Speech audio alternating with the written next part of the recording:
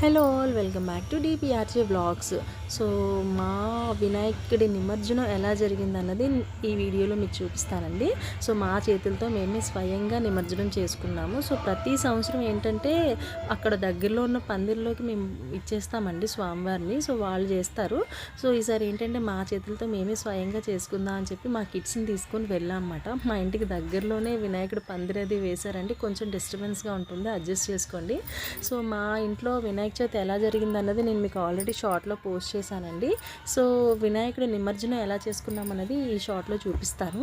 So beach అనేది మాకు చాలా దగ్గరేనండి. సో నియర్ బై ఒక 5 కిలోమీటర్స్ అట్లా ఉంటుంది. సో మేము మా పిల్లలతో కలిసి వెళ్ళి అక్కడ స్వామివారిని నిమజ్జనం చేసుకున్నాం అన్నమాట. అక్కడ దగ్గరలోనే శివాలయం ఉంది, అది కూడా నేను మీకు షార్ట్లో ఆల్రెడీ పోస్ట్ చేశాను.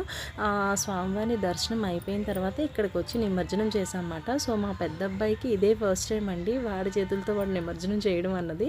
సో వాడైతే మాత్రం చాలా బాగా చెప్తున్నాడు. So bye Ganesha, bye bye Ganesha అని చెప్తున్నాడు అనమాట. సో బీచ్లో నిమజ్జనం అయిపోయిన తర్వాత అక్కడ పిల్లలకి దగ్గరలో పార్క్ ఉంటే కొంతసేపు ఆడిపించి మేము ఇంటికి వెళ్ళిపోయామండి. సో ఈ వీడియో మీకు నచ్చితే లైక్ చేయండి, షేర్ చేయండి, మా ఛానల్ అయితే సబ్స్క్రైబ్ చేసుకోండి. So until then bye bye.